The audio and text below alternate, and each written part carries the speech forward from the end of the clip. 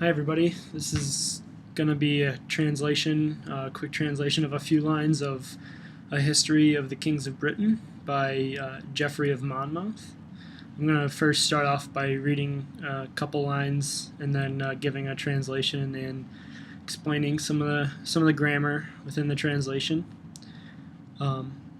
This, just to give a little context, is talking about Ascanius, whose son is named Brutus. Ascanius is himself the son of Ennius.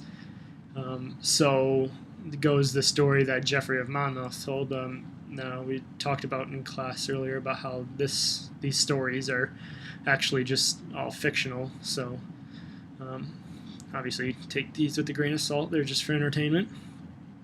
So I'm going to start off by reading the Latin here. Nec fefellit eos Vaticinium suum nam ut dies partus sui accessit. Edidit mulier puerum et in nativitate eus mortua est. Traditor autem puerile obstetrici et vocatur Brutus. Okay, so this first sentence is pretty simple. The subject in here is Vaticinium suum, so his prophecy did not deceive them.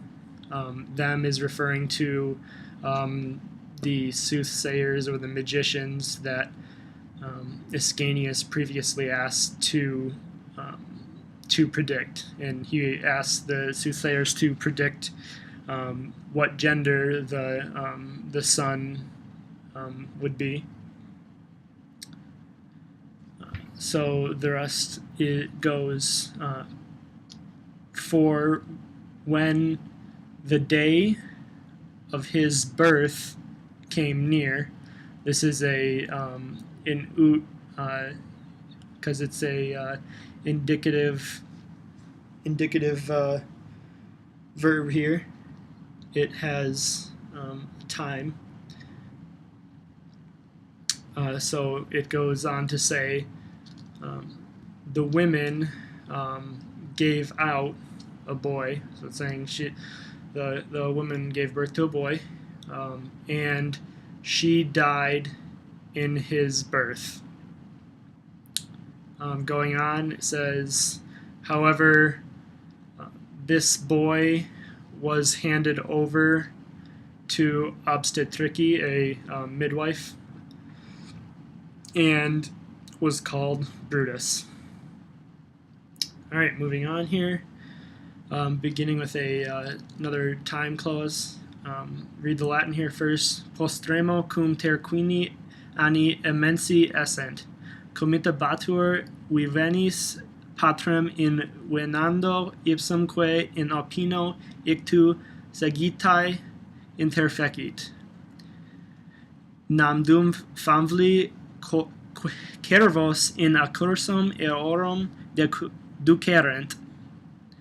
Brutus telum in ipsos dirigere effectans genitorum sub pectore percussit.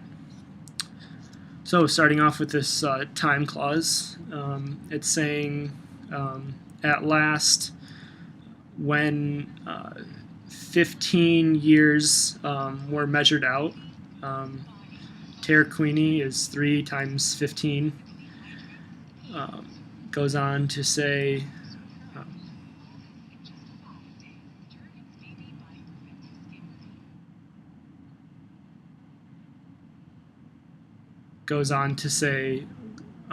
the boy followed the father. This is wrong right here. Sorry for the little pause.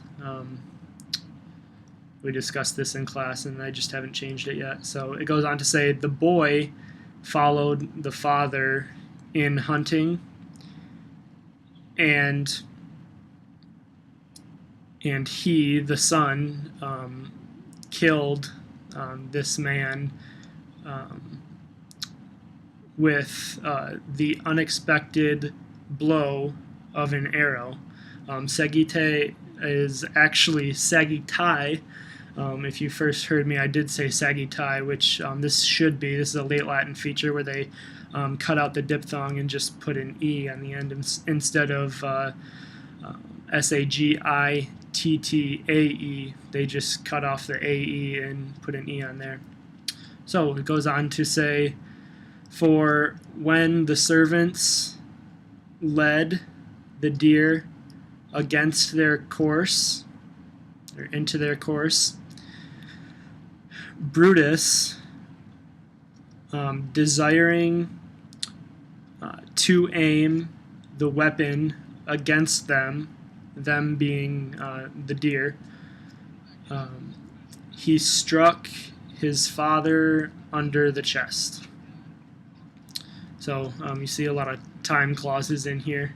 We'll get to a little more interesting ones in this next translation, the next bit.